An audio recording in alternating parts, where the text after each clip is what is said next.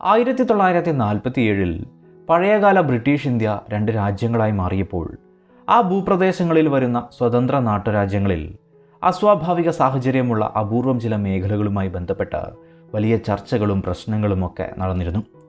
അതിൽ ഏറ്റവും പ്രധാനപ്പെട്ടതായിരുന്നു ജമ്മു ആൻഡ് കശ്മീർ എന്നത്. ബ്രിട്ടീഷ് സാമ്രാജ്യം ആ മേഖലയെ പിടിച്ചെടുക്കുന്നതിന് പകരം സ്ട്രാറ്റജിക് പ്രാധാന്യത്തിൻ്റെ ഭാഗമായി ഒരു ബഫർ സോൺ എന്ന നിലയിലായിരുന്നു കണ്ടിരുന്നത്.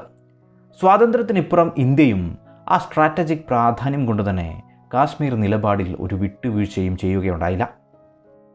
ജമ്മു ആൻഡ് കശ്മീർ രാജാവായിരുന്ന ഹരി സിംഗ് പാകിസ്ഥാൻ പറഞ്ഞയച്ച പത്താനികളുടെ ആക്രമണം കണ്ടതോടെ ഇന്ത്യക്കൊപ്പം ചേരുന്നതിനായി ഇൻസ്ട്രുമെൻ്റ് ഓഫ് അക്സഷൻ ഒപ്പുവെക്കുകയും ചെയ്തു. അപ്രകാരം 1947 സെപ്റ്റംബർ വരെയൊക്കെ ഡിപ്ലോമാറ്റിക് ചർച്ചകൾ നടന്നിരുന്ന ഒരു വിഷയം പൊടുന്നനെ പുതുതായി രൂപപ്പെട്ട രണ്ട് രാജ്യങ്ങൾ തമ്മിലുള്ള യുദ്ധത്തിനു കൂടി വഴിവെച്ചു. ആ കാലത്തെ ഇന്ത്യൻ എഴുത്തുകളിൽ നിന്ന് തന്നെ കാശ്മീരിൽ ഉടലെടുത്ത പ്രശ്നങ്ങളെ മനസ്സിലാക്കാൻ പറ്റും.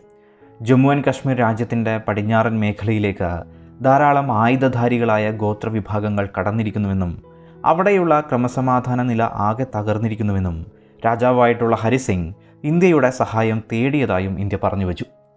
കാശ്മീരിൻ്റെ ഉത്തര അതിർത്തിയിൽ ആ കാലത്ത് അഫ്ഗാനിസ്ഥാൻ, സോവിയറ്റ് യൂണിയൻ, ചൈന എന്നിവയുമായി അതിർത്തി പങ്കിടുന്നതുകൊണ്ട് തന്നെ കാശ്മീരിൻ്റെ സുരക്ഷ തന്ത്രപ്രധാനമാണെന്നും അവിടെ സുസ്ഥിരമായ ഒരു ഗവൺമെൻറ് നിലനിൽക്കേണ്ടത് ഇന്ത്യയുടെ സുരക്ഷിതത്വത്തിന് പ്രധാനമാണെന്നും അതുകൊണ്ട് തന്നെ ഇന്ത്യ കാശ്മീർ വിഷയത്തിൽ ഇടപെടും എന്ന രീതിയിലാണ് ലോകമേഖലയിൽ ഇന്ത്യയുടെ മറുപടികളുണ്ടായത്. പാകിസ്ഥാനാകട്ടെ കാശ്മീർ ഇന്ത്യക്കൊപ്പം ചേർന്നത് തന്നെ പൂർണ്ണമായും തെറ്റാണെന്ന നിലയിലും ലോക ഭൂപടത്തിൽ നിലപാടുകളെടുത്തു. അതിനായുള്ള നീക്കങ്ങളും അവർ നടത്തിക്കൊണ്ടിരുന്നു. ഏതായാലും നയപരമായ തീരുമാനങ്ങൾക്ക് അപ്പുറം ആയുധമേന്തിയ നീക്കങ്ങൾ ഈ സമയം കാശ്മീർ മലനിരകളിൽ വർദ്ധിച്ചുകൊണ്ടിരുന്നു.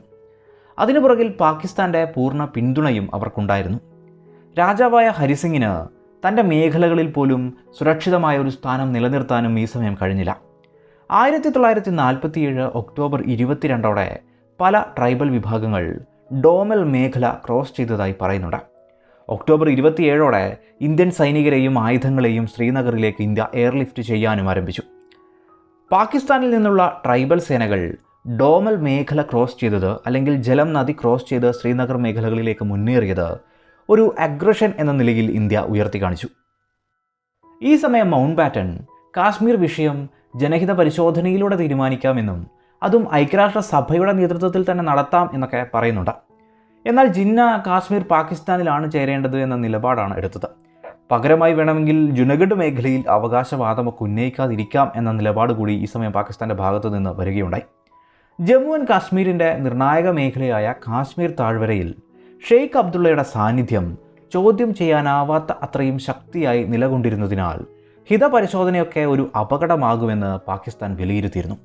ഇത്തരത്തിലുള്ള പല പ്രശ്നങ്ങളും നടന്നുകൊണ്ടിരിക്കെ തന്നെയാണ് പൂഞ്ച് മേഖലയിലെ ആയുധധാരികളും പത്താനികളായ ഒട്ടേറെ ട്രൈബൽ ഫോഴ്സുകളും പാകിസ്ഥാൻ സൈന്യത്തിൻ്റെ സഹായത്തോടെ നോർത്ത് വഴി പല മേഖലകളും പിടിച്ചെടുക്കാനുള്ള നീക്കങ്ങളൊക്കെ ആരംഭിക്കുന്നത്. ജനഹിത പരിശോധനയൊക്കെ നടന്നാൽ ജമ്മു ആൻഡ് കാശ്മീരിൻ്റെ പൂർണ്ണ മേഖലകളും ഇന്ത്യക്കൊപ്പം ചേരേണ്ടി വരും എന്ന തോന്നലാവാം പാകിസ്ഥാൻ ഇത്തരം ട്രൈബൽ ഫോഴ്സുകളെ ഈ മലനിരകളിലൂടെ അയക്കാനുള്ള കാരണമെന്ന് പറയാം. ഇത്തരം ട്രൈബൽ ഫോഴ്സുകൾക്ക് പാകിസ്ഥാൻ്റെ പിന്തുണ ലഭിക്കുന്നുണ്ടെന്ന് ഇന്ത്യക്കും അറിയാമായിരുന്നു. പല രീതിയിലൊക്കെ ചർച്ചകൾ നടന്നെങ്കിലും ഒന്നും പൂർണ്ണ വിജയമായില്ല. 1947 ഡിസംബറിൽ തന്നെ ഹിതപരിശോധനയുമായി ബന്ധപ്പെട്ട് ഐക്യരാഷ്ട്രസഭയുടെ ഇടപെടലിനായി ഇന്ത്യ നീക്കങ്ങൾ ആരംഭിച്ചു. 1947 നവംബർ എന്നതൊക്കെ മഞ്ഞുകാലമാണല്ലോ. ആ സമയം ഇന്ത്യൻ മേഖലകളിൽ നിന്ന് അതിവേഗം കാശ്മീർ മേഖലകളിലേക്ക് എത്തുക എന്നത് തീർത്തും ബുദ്ധിമുട്ടേറിയ ഒരു കാര്യമായിരുന്നു. ഇന്ത്യ പാകിസ്ഥാൻ പല ചർച്ചകളും പരാജയപ്പെട്ടതോടെ അടിക്ക് തിരിച്ചടി എന്ന നിലയിൽ അങ്ങനെ യുദ്ധമുഖം കൂടി തുറക്കുകയാണ്.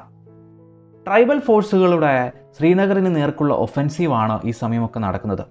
ഇതേ സമയം പലയിടത്തും ഇന്ത്യൻ സൈനികരുടെ വിരോചിത ചെറുത്തുനിൽപ്പുകളുമൊക്കെ നടക്കുകയുണ്ടായി. 1947 നവംബർ 3 മേജർ W. ബ്രൗണിൻ്റെ നേതൃത്വത്തിലുള്ള ഗിൽജിത്ത് സ്കൗട്ട്സ് ഗിൽജിത്ത് മേഖല പിടിക്കുകയും ദോഗ്ര ഭരണം അവിടെ അവസാനിച്ചുവെന്നും പാകിസ്ഥാനൊപ്പം ചേരുന്നുവെന്നുമൊക്കെ പ്രഖ്യാപിച്ചു. ചുരുക്കിയാൽ ജമ്മു ആൻഡ് കാശ്മീർ എന്ന രാജ്യം പല ശക്തികളുടെ കയ്യിൽ പലതായി മുറിഞ്ഞു തുടങ്ങുകയുണ്ടായി. അതിന് പ്രകാരം പല മേഖലകൾ യുദ്ധഭൂമികളായി മാറി. ഇന്ത്യൻ സൈന്യമൊക്കെ ശ്രീനഗറിൽ എത്തുന്നതിന് മുന്നേ അല്ലെങ്കിൽ ഇൻസ്ട്രുമെൻ്റ് ഓഫ് അക്സഷൻ നടക്കുന്നതിന് മുന്നേ തന്നെ പൂഞ്ച് മേഖലയിൽ കലാപം സൃഷ്ടിക്കപ്പെട്ട കാര്യം പറയുകയുണ്ടായല്ലോ. ഈ ഒരു മേഖല ഒക്ടോബർ 24 മഹാരാജ ഹരിസിംഗിൻ്റെ ഭരണത്തിൽ നിന്ന് സ്വതന്ത്രമായതായി സ്വയം പ്രഖ്യാപിക്കുകയുണ്ടായി. അതിന് പാകിസ്ഥാൻ്റെ പിന്തുണയും ഉണ്ടായിരുന്നു. കണക്കുകൾ അനുസരിച്ച് 100,000-ഓളം വരുന്ന ആയുധധാരികളായ പോരാളികൾ ഇവിടെ ഉണ്ടായിരുന്നു എന്നാണ് പറയുന്നത്. പത്താനികളായ ട്രൈബൽ വിഭാഗങ്ങളുടെ പിന്തുണയും ഇവർക്ക് ലഭിച്ചു. അതുപോലെ പാകിസ്ഥാൻ സൈന്യത്തിൻ്റെ പിന്തുണയും ഇവർക്ക് നല്ലപോലെ ലഭിക്കുന്നുണ്ട്. ആസാദ് കാശ്മീർ എന്ന് പാകിസ്ഥാൻ പറയുന്ന പാക് ഒക്യുപ്പൈഡ് കാശ്മീർ മേഖലകളാണ് ഇവ. ഏതായാലും കലാപകാരികൾക്കെതിരെ ജമ്മു ആൻഡ് കശ്മീർ സ്റ്റേറ്റ് ഫോഴ്സുകൾക്ക് ഒന്നും ചെയ്യാനാവുന്നുണ്ടായിരുന്നില്ല. ഇന്ത്യൻ സൈന്യത്തിൻ്റെ വരവോടെ പ്രതിരോധവും തിരിച്ചടിയുമൊക്കെ പലയിടത്തും നടക്കുകയുണ്ടായി. ഈ സമയം പൂഞ്ച് മേഖലയിൽ പാകിസ്ഥാൻ സൈന്യത്തിൻ്റെ നേരിട്ടുള്ള പിന്തുണയും അവർക്ക് ലഭിച്ചു തുടങ്ങി. പലയിടത്തും തന്ത്രപ്രധാന ഇടങ്ങൾ ഇന്ത്യ തിരിച്ചു പിടിക്കാനും ആരംഭിച്ചു. അങ്ങനെ ഈ മേഖലയിൽ ഒരു വലിയ ബാറ്റിൽ ഫ്രണ്ട് തന്നെ രൂപപ്പെട്ടു. ഇതാണ് സീസ് ഫയർ ലൈനായി പിന്നീട് രൂപാന്തരപ്പെട്ടതുമൊക്കെ. ഗിൽജിത്ത് മേഖലകളിൽ പാകിസ്ഥാൻ ഒഫൻസീവ് നടത്തുകയുണ്ടായി. അതിലൂടെ ലഡാക്കിൻ്റെ തലസ്ഥാനമായ ലേ പിടിച്ചെടുക്കുക എന്നതായിരുന്നു ആ മുന്നേറ്റത്തിൻ്റെ ലക്ഷ്യമെന്ന് പറയാം. അതിനായി സിന്ധു നദിയൊക്കെ കടന്നു വേണം മുന്നേറിയാൻ. തുടക്ക സമയത്ത് അവർ അത് എത്തുകയും ഒരു സമയം ശ്രീനഗറിൽ നിന്ന് കാർഗിൽ വഴി ലേയിലേക്കുള്ള റോഡൊക്കെ കട്ട് ചെയ്യുകയുമൊക്കെ ഉണ്ടായി. എന്നാൽ ഇന്ത്യൻ സൈന്യം അതിഗംഭീരമായ ഓപ്പറേഷനിലൂടെ തിരിച്ചടിയാണ് അവിടെ നൽകിയത്. 10,000 അടി ഉയരത്തിലൊക്കെ ആദ്യമായി എന്ന് ഇന്ത്യൻ സൈന്യം ടാങ്കുകളെ ഉപയോഗപ്പെടുത്തിക്കൊണ്ട് വലിയ തോതിൽ ആക്രമണം നടത്തുകയുണ്ടായി. കാർഗിൽ മേഖലകളെ പാകിസ്ഥാന് നിലനിർത്താൻ പോലുമായില്ല. എന്തിനേറെ ഈ മേഖലകളിൽ നിന്നൊക്കെ പാകിസ്ഥാന് പൂർണ്ണമായും പിൻവാങ്ങേണ്ടിയും വന്നു. ഇതിൽ സ്കർദു ആണ് 6 മാസങ്ങൾക്കിപ്പുറം 1948 ഓഗസ്റ്റിൽ പാകിസ്ഥാൻ പിടിച്ചെടുക്കുന്ന ഒരിടം. ഇവിടെ ഷെർജൻ താപ്പയുടെ നേതൃത്വത്തിൽ പാകിസ്ഥാനെ മാസങ്ങളോളം തടഞ്ഞു നിർത്തിയത് വിരോചിത പോരാട്ടം തന്നെയായിരുന്നു. കാർഗിൽ എന്നത് തന്ത്രപ്രധാനമായ ഒരിടമാണല്ലോ. ശ്രീനഗർ ലേ വഴി കാർഗിലിലൂടെ ആയിരുന്നത് കൊണ്ട് തന്നെ കാർഗിൽ പിടിച്ചെടുക്കുക എന്നത് ലേ ലഡാക്ക് മേഖലകളുടെ സുരക്ഷിതത്വത്തിന് കൂടി നിർണായകമായിരുന്നു. അത് ഇന്ത്യ നടപ്പിലാക്കി. അപ്രകാരം പാകിസ്ഥാൻ അനധികൃതമായി ഗിൽജിത്ത് മേഖല, ബാൽട്ടിസ്ഥാൻ, കാശ്മീരിൻ്റെ വളരെ ചെറിയൊരു ഭാഗം, പൂഞ്ച്, മിർപൂർ എന്നീ മേഖലകളുടെയൊക്കെ നിയന്ത്രണം നേടിയെടുക്കുകയുണ്ടായി. ഇന്ത്യ ലഡാക്ക്, കാശ്മീരിൻ്റെ പ്രധാന ഭാഗങ്ങൾ, ജമ്മു, ചെറിയൊരു ഭാഗം പൂഞ്ച് മേഖലകളുടെ നിയന്ത്രണവും നേടിയെടുത്തു. 1948 ഇന്ത്യൻ സൈന്യം തിരിച്ച് ഒഫൻസീവുകൾ വലിയ തോതിൽ ആരംഭിക്കുകയുണ്ടായി. ഇന്ത്യൻ സൈന്യം പൂഞ്ച് ടൗണൊക്കെ തിരിച്ചു പിടിച്ചു. ഇന്ത്യൻ സൈന്യം പാകിസ്ഥാൻ മേഖലകളിലേക്ക് എത്തുമെന്ന് തോന്നിയതോടെ പാകിസ്ഥാൻ ഇന്ത്യ ഔദ്യോഗിക അതിർത്തികളിൽ നിലയുറപ്പിച്ചിരുന്ന പാകിസ്ഥാൻ സൈന്യത്തെ വരെ രഹസ്യമായി പാകിസ്ഥാൻ ഈ മേഖലകളിലേക്ക് കൊണ്ടുവരികയും പോഷക സേനകളാക്കി നിലനിർത്തുകയും ഒക്കെ ചെയ്തു. ഇത്തരത്തിൽ മുന്നോട്ടും പിന്നോട്ടും ഇല്ലാത്ത രീതിയിൽ പലയിടത്തും യുദ്ധങ്ങളും ഒരുങ്ങി. 1948 അവസാനത്തോടെ യുദ്ധമേഖലയിൽ വലിയ തോതിൽ ചർച്ചകളൊക്കെ ആരംഭിച്ചിരുന്നു. വെടിനിർത്തലുമായി ബന്ധപ്പെട്ട ചർച്ചകൾ നടക്കുകയും 1949 ജനുവരി 1 മുതൽ സീസ് ഫയർ സൃഷ്ടിക്കപ്പെടുകയുമാണ് ഉണ്ടായത്. 1948 സെപ്റ്റംബറോടെ ഇന്ത്യൻ സൈന്യം പല മേഖലകളും തിരിച്ചുപിടിക്കാൻ ആരംഭിക്കുകയും പലയിടത്തും വിജയിച്ച് മുന്നേറാൻ ആരംഭിച്ചതായും കാണാവുന്നതാണ്. 1949 ജനുവരി 1 സീസ് ഫയർ ഏതായാലും പ്രഖ്യാപിക്കപ്പെട്ടു. 1949 ജൂലൈ 27 ഇന്ത്യയും പാകിസ്ഥാനും കറാച്ചിയിൽ വെച്ച് സീസ് ഫയർ ലൈനൊക്കെ ഒപ്പുവെക്കുകയും ചെയ്തു. 1948 ഇരു രാജ്യങ്ങളുടെയും സൈനിക മേധാവികൾ ബ്രിട്ടീഷുകാരായിരുന്നു. ജനറൽ ഗ്രേസി പാകിസ്ഥാൻ്റെയും ജനറൽ റോയ് ബുഷ് ഇന്ത്യയുടെയും. പുതുതായി രൂപപ്പെട്ട രാജ്യങ്ങൾ തമ്മിൽ അപ്രതീക്ഷിതമായി വലിയ തോതിൽ പ്രശ്നങ്ങൾ സൃഷ്ടിക്കപ്പെട്ടപ്പോഴും ഇരുവരും അടുത്ത ബന്ധം നിലനിർത്തിയിരുന്നുവെന്നും ഇവർ യുദ്ധം അവസാനിപ്പിക്കാൻ വലിയ തോതിൽ ശ്രമങ്ങൾ നടത്തിയതായും കാണാവുന്നതാണ്. ഇരുവരും മധ്യസ്ഥ ചർച്ചകൾക്ക് നിർണായകമായിരുന്നു എന്നും പറയുന്നു. അതുപോലെ പുതുതായി രൂപപ്പെട്ട രാജ്യങ്ങൾക്ക് ഒട്ടനവധി പ്രശ്നങ്ങൾ വേറെയും നേരിടാനുണ്ടാകും.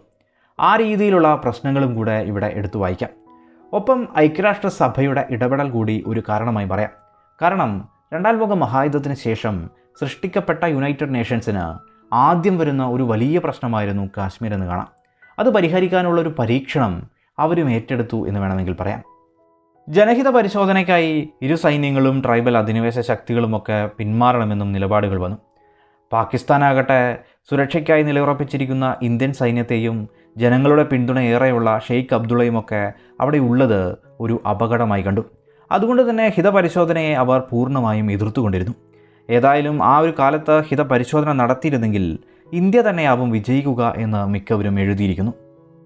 കാശ്മീർ താഴ്വരയും ആ രാജ്യത്തെ ഭൂരിഭാഗം ജനങ്ങളും രാജ്യത്തിൻ്റെ പ്രധാനപ്പെട്ട എക്കണോമിക് റിസോഴ്സസുമൊക്കെ ഇന്ത്യയുടെ നിയന്ത്രണത്തിലേക്ക് വന്നത് ഇന്ത്യയുടെ വിജയമായി പറയാം.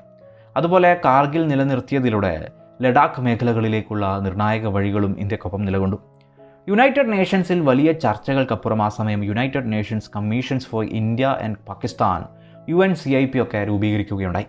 കമ്മീഷൻ്റെ പ്രശ്നപരിഹാരത്തിനായുള്ള പല പ്രപ്പോസലുകളും എന്നാൽ ഇരു രാജ്യങ്ങളും പലപ്പോഴും തള്ളിക്കളയുകയാണ് ഉണ്ടായത്. ജമ്മു ആൻഡ് കാശ്മീർ ആയിരുന്ന രാജ്യം തന്നെ പല മേഖലകളായിരുന്നതിനാൽ പലതരം ജനതയാണെന്നും ഹിതപരിശോധന തന്നെ മികച്ചതാവില്ലെന്നുമുള്ള രീതിയിൽ പോലും ചർച്ചകൾ ഉരുത്തിരിച്ചുകൊണ്ടിരുന്നു. യുണൈറ്റഡ് നേഷൻസിൻ്റെ നേതൃത്വത്തിൽ പിന്നീടുള്ള വർഷങ്ങളിലും പലരും കാശ്മീർ പ്രശ്ന പരിഹാരത്തിനായി പല ഫോർമുലകൾ സമർപ്പിച്ചുകൊണ്ടേയിരുന്നു. എന്നാൽ അവയൊന്നും വിജയിച്ചില്ല, അല്ലെങ്കിൽ അംഗീകരിക്കപ്പെട്ടില്ല എന്ന് മാത്രം. അപ്രകാരം ജമ്മു ആൻഡ് കാശ്മീർ പിന്നീടുള്ള വർഷങ്ങളിലും ഒരു പ്രശ്നമായി തുടർന്നു. അത് പിൽക്കാലത്തും ഇന്ത്യ പാകിസ്ഥാൻ യുദ്ധങ്ങൾക്ക് കൂടി വഴിവെച്ചു. ഇൻസ്ട്രുമെൻ്റ് ഓഫ് അക്സഷനിലൂടെ ഔദ്യോഗികമായി ഇന്ത്യക്കൊപ്പം ചേർന്ന ജമ്മു ആൻഡ് കാശ്മീർ രാജ്യത്തിൻ്റെ 1/3 ഭാഗത്തോളം പാകിസ്ഥാൻ ഇന്ന് അനധികൃതമായി നിയന്ത്രിക്കുന്നുണ്ട് എന്ന് പറയാം. പഴയ രാജ്യത്തിൻ്റെ നാഡിയായ കാശ്മീർ താഴ്വര, ജമ്മു, ലേ ലഡാക്ക്, പൂഞ്ച് മേഖലകൾ തുടങ്ങി 2/3 ഭാഗം ഇന്ത്യയുടെ തന്ത്രപ്രധാന ഇടങ്ങളായും നിലനിൽക്കുന്നു.